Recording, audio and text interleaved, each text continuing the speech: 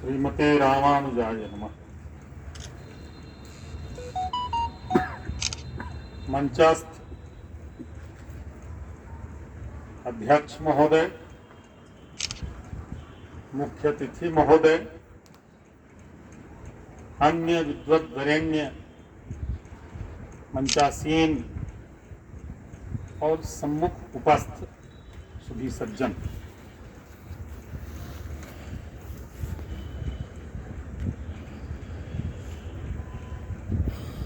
नौकरी के जीवन का आधा काल मेरा झारखंड में बीता, वर्तमान झारखंड में, तब बिहार ही था।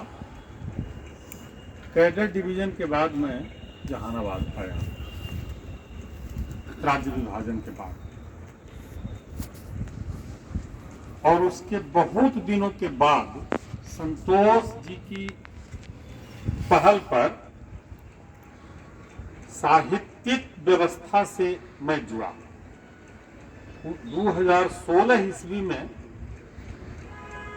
जहानाबाद के साहित्य जगत में मैंने संतोष जी को कहा था, रवि बाबू हैं उपस्थित और मनोज सर भी थे, मैंने तीनों की उपस्थिति में कहा था कि जहानाबाद के साहित्यिक जगत में आज मुझे नागरिकता प्राप्त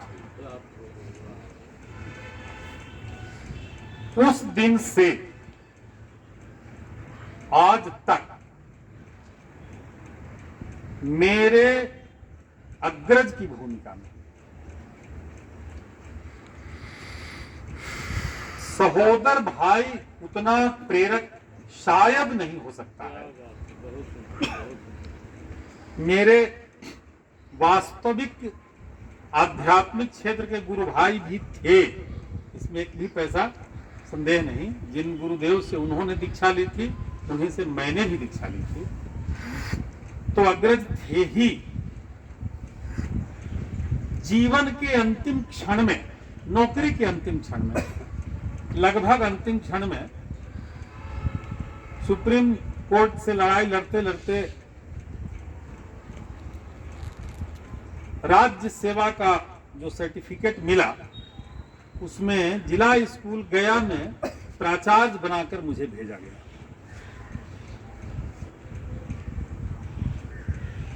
प्रशासनिक निदेशक प्रशासन का ये अंतिम क्षण था, लगभग 1 साल का 11 महीना का समय था। तो मैंने योगदान 1 महीना लगभग न किया। मैंने मन बना लिया था कि ना करेंगे योगदान, वेतन 1 पैसा बढ़ेगा नहीं, उतना मिल ही रहा है, झूठे काहे के लिए प्रपंच रचने जाएंगे, यहीं से रिटायर करेंगे। जहानाबाद में लगभग 10,000 लोगों से परिचय मुझे है, ग्रामीण क्षेत्र से लेकर शहरी क्षेत्रों तक। तो कहां जाएंगे नई जगह पर। 1 महीना जब बीत गया तो वो आए एक दिन मेरे पास दोपहर में, उन्होंने कहा कि कल योगदान करना, आज रिलीव होइए तो योगदान करना। कि आज रविवार है, अरे रविवार को भी रिलीव होता, न रिलीव, बिना रिलीव के योगदान के रिलीव बाद में ले जाइए। क्यों? तो आज हमारे गुरुदेव आए और बोले कि रंगनाथ योगदान नहीं कर रहा है, उसको जाके जबरदस्ती योगदान करवाओ। गुरुदेव को मैंने समझा कि गुरुदेव की गद्दी पर जो है अभी वर्तमान काल में सुमिरन बाबा, वो गए होंगे उनको कहने। ने कहा कि सुमिरन जी गलत हुआ, तो ना, गुरुदेव आए। दोपहर में आंख लगी और आ करके पहली बात यही बोले, मैंने उनका चरण धोया, आके पहली बात बोल के जाके योगदान करवाओ। अगले दिन में जाकर के योगदान किया। जिस दिन दिवंगत हो रहे थे, जिस दिन की घटना है, उसके 1 दिन पहले मुझसे उन्होंने संवाद किया, बात किए कि 7 तारीख के गया है वो, और पिंडदान होते ही होकर बाद व्यवस्था कह देते हैं। हम कि आके यहाँ आके रही है और साथ तो हम रहबे करें, तो कोई दिक्कत नहीं है, नौकरी तो है ना, तो कोई दिक्कत है। रात्रि में 9:30 बजे पूनम से वार्ता उनकी हुई है, और सुबह में 3:30 बजे उनको भाभी उठाने गई तो नहीं। 5 बजे भोर में पूनम ने मुझे फोन किया कि ऐसा ऐसा बात है से बाबूजी बेसुधा थे, उनका हमने जहानाबाद से रेफर कर दे रखे पटना जाई थी लेकिन PMCH, लेकिन एम्स गए। हम कि जा बेटा हम खाना उना खा के निकलबो यहाँ से। 12 बजे फिर 2 बार संवाद हुआ, बीच में 2 बार संवाद हुआ पटना एम्स से, क्या स्थिति है, कैसी है, वेंटिलेटर लगौले है। अच्छा ठीक। 1 बजे वहां से संवाद ही दे दिया कि अब ना 24 घंटे की यात्रा नहीं हुई। मेरे मन में एक भाव है, मैं 3 बातें हमारे आदरणीय विराम बाबू शैक्षणिक जगत के हमारे यहाँ एक हस्ताक्षर हैं, इन्होंने बहुत मजबूत व्यवस्था खड़ी की है, तो हो सकता है समय अभाव हो, लेकिन फिर भी मैं आग्रह करूंगा कि 3 बातें मैं कहना चाहता हूं, जरा धैर्य पूर्वक हमारी बात को सुनेंगे।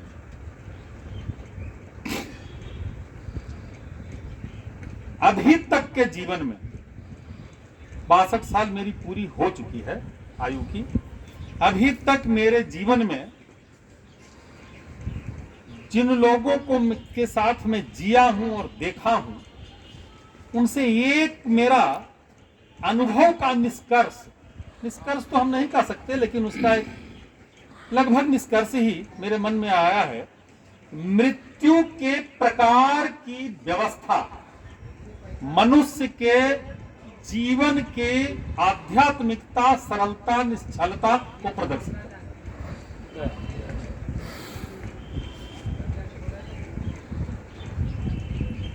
केवल 3 घंटे के अंदर मेरी मां की मृत्यु हुई, अगहन की एकादशी थी। 5 बजे भोर में मैंने उनको करवट बदलाया और 8:30 बजे हॉस्पिटल में मृत्यु हो गई, इसी जहानाबाद में। सूर्य को जल देते हुए मेरे दादाजी गिरे और तुरंत देते, सूर्य को जल देते हुए 9:30 बजे दिन में। 12 बजे व्हाट्सएप पर बात किए हैं रात में, 12:30 बजे पूनम से, और 3 बजे नहीं है। वास्तविकता पटना एम्स तो सब ले गए हम लोग, वास्तव में वो नहीं है। हाँ, ये बात हमने कही, वास्तव में वो नहीं है। 3 साढ़े 3 बजे वो ना है। तो मृत्यु के प्रकार की व्यवस्था मनुष्य के जीवन की निश्चलता, सरलता, आध्यात्मिकता और चरित्र को उजागर करती है। मृत्यु के प्रकार की व्यवस्था आप इस धरातल पर कितना भोगते हैं, बात कड़वी है। आप इस धरातल पर मरने के समय कितना भोगते हैं, यह तय करता है कि आपने जीवन की यात्रा कैसी की है। हमारा क्या होगा ईश्वर जाने, आपका क्या होगा भगवान जाने, परंतु यह तय है कि मनोज केवल नहीं थे, वास्तव में सरोज थे। एक उदाहरण है, रविंदर बाबू हमारे साथ हैं, नर्मदेश बाबू साथ हैं। हम लोग धर्म यात्राएं किया करते थे साथ में। कमल सर एकदम विशुद्ध हजरत की भूमिका में, कन्या टिकट बनेबा, कहाँ जाएबा, कैसे जाएबा, राम विनय बाबू भी रहे हैं साथ में। कन्या जाएबा, कैसे जाएबा, कि तू तय कर, कहाँ जाएगा तू ले चला। तो बिना पूछे तय कर लेते थे, चलते थे। अभी 4 धाम यात्रा में हम लोग गए थे उत्तराखंड में, अप्रैल का महीना था। पहाड़ पर चढ़ने में एक ठेगनी की लाठी की जरूरत पड़ती थी, तो सभी लोगों ने खरीदा था एक तो। जब उधर से लौटने लगे ऋषिकेश से, तो उसकी उपयोगिता लगभग समाप्त है, वो बोझ हो गया। सबों का डंडा एकत्र करके गया तक लाए, और गया में जब सब हम लोग प्लेटफॉर्म पर से ऊपर चढ़ के बिछुड़ने लगे कि अब अपनी अपनी जगह पर जाएंगे ओवरब्रिज पर, तो सबों को उन्होंने डंडा धरा, इसको आप लेते जाइए। एकदम निकृष्ट, बहुत छोटी सी बात है, लेकिन सोच कितनी उत्तम है कि सब कोई फेंक का है देवा, ये जो साथ देलन है, इनका साथ ले चला। कोई न ले चल बता हम ही, एक लाठी गया और एक लाठी मुसाड़ी लेके आया। एक लाठी गया में हमरा दे के वहां रहा, एक मुसाड़ी लेके आया। दोनों पति पत्नी थे। एक लाठी हमरा दे के आया। छोटी से छोटी चीज जीवन के दर्शन में कितना महत्वपूर्ण हो सकती है। एक दूसरा एक जीवन की सरलता का एक उदाहरण। आज सबका हम टांग के क्यों लादेंगे? सबका टांग के लादेंगे। सबसे बड़े हम हैं, हमारा दायित्व। 10 लाठी एक साथ ले आए। एक दूसरा एक शब्द का प्रयोग करते हैं, चितरंजन जी हाथ यहाँ, अनिल बाबू भी हाथ। इनकर विद्यालय के एगो महर्षि हथ ग्रोवर जी, उनकी जयंती मनाई जाती है। उनकर सानिध्य हमरा मिलल है। हम कुछ अतिरेक में कभी मधी कभी हिंदी बोल रहे हैं, इसको अन्यथा कृपया न लेना। बहुत अच्छा लगता है। अतिरेक में रांची में उस समय हम थे। ग्रोवर जी ने एकदम शुद्ध नौजवान, जीन्स और टी शर्ट में पहनता था। पता नहीं क्या उनको सूझा, लोकल मैनेजिंग कमेटी का मुझको उन्होंने मेंबर बना दिया। 2 साल में रहा था। डाल्टनगंज में नया विद्यालय डीएवी का खोल रहा था 1998 ईस्वी में। शुद्ध नौजवान था मैं। अपने साथ मुझे ले गए ग्रोवर जी, एनडी ग्रोवर, एकदम टॉल फिगर और लीन थी। लगता है 31 किलो से ज्यादा वजन उनका न था। महात्मा ग्रोवर उनको इनके डीएवी के लोग, महात्मा नारायण दास ग्रोवर। महात्मा नारायण दास, एनडी ग्रोवर। वो रास्ते में जाते समय हमको शास्त्री जी कहते, टीका टीक और टीका दोनों रहता था, तो शास्त्री जी कहते थे, सुनो शास्त्री, ना के 9 बहाना और हाँ के 100 उपाय। उन्हीं का बताया हुआ मेरे जीवन में है, मैं याद रखता हूँ जीवन में। डाल्टन विद्यालय का उद्घाटन करने जा रहे थे, मुझको ले गए थे साथ 1998 की। किसी भी परिस्थिति में, किसी भी इस व्यवस्थात्मक कार्यक्रम में, साहित्य की व्यवस्थात्मक कार्यक्रम में कहीं पर भी चर्चा परिचर्चा कार्यक्रम हो, कमल भैया को सूचना केवल मिलनी चाहिए। शारीरिक, मानसिक, चेतना से भी ओतप्रोत और आवश्यकता रहे तो आर्थिक भी। उनके पास एक फॉर्मूला था, जहां कम वहां हम, जहां कम वहां हम। यह हम उनका मैं अहंकार प्रदर्शित नहीं करता था, यह हम उनका ममत्व प्रदर्शित करता था, अपनत्व प्रदर्शित करता था। ऐसी ही होवे है, क्या करो। दूसरी बात। तीसरी बात, मगही के लिए रवि बाबू ने कहा, मेरे और उनके विचार थोड़े भिन्न थे। मेरे मन में बात उठती है कि क्षेत्रीयता के मजबूत होने से, क्षेत्रवाद के मजबूत होने से राष्ट्रवाद कमजोर होता है। और प्राचीन, मैं चूंकि प्राचीन इतिहास और पुरातत्व का विद्यार्थी रहा हूं, प्राचीन काल में केंद्रीय सत्ता तभी कमजोर होती थी जब क्षत्रप मजबूत हो जाते थे। आज भी जो 50 वर्षों का शासन काल कांग्रेस का चला, केंद्रीय सत्ता तभी कमजोर हुई जब क्षेत्रीय सत्ताएं मजबूत हुई। राजीव गांधी ने 16 समझौते किए थे अपने प्रधानमंत्रित्व काल में, कुल मिलाकर लंडेंगा से, लंसोटा से लेकर के लोंगोवाल तक, मोकला तक। खैर उस ओर नहीं जाएंगे, लेकिन उन्होंने यह कहा कि लोक भाषा के प्रयोजन से, विकास शब्द का उन्होंने प्रयोग न किया, लोक भाषा के प्रयोजन से राष्ट्र भाषा मजबूत हुई। इसके उदाहरण सूर, तुलसी, कबीर, मीरा है, यह उन्होंने दिया।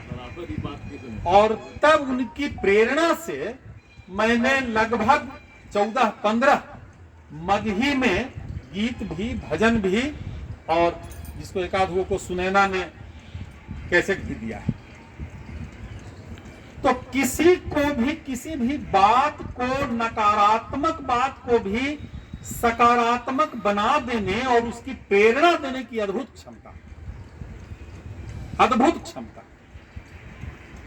और चौथी बात यह कि कोई नहीं जानता था भगवान कृष्ण के 125 वर्ष इस धरातल पर रहने के बाद जब परम धाम को चले गए तो उनके जितने साथी संगति थे उस काल के, कोई नहीं जानता था कि यह भगवान। अपना फुफेरा भाई जो था शिशुपाल, वह भी उनको गाली देता था। अपना फुफेरा भाई कोई मानने के लिए तैयार नहीं था कि भगवान। अर्जुन भी उनको हे कृष्ण हे यादव हे सखी, हे कृष्ण हे यादव, इस शब्द का प्रयोग गीता में है। परंतु जब वो तिरोहित हो गए, चले गए परम धाम को, सारा ब्रह्मांड उस अद्भुत तेज को भगवत्ता की संज्ञा देकर न केवल पूजता है, अपने हृदय में स्थापित करके रखता है, चाहे आलोचनात्मक हो या सकारात्मक।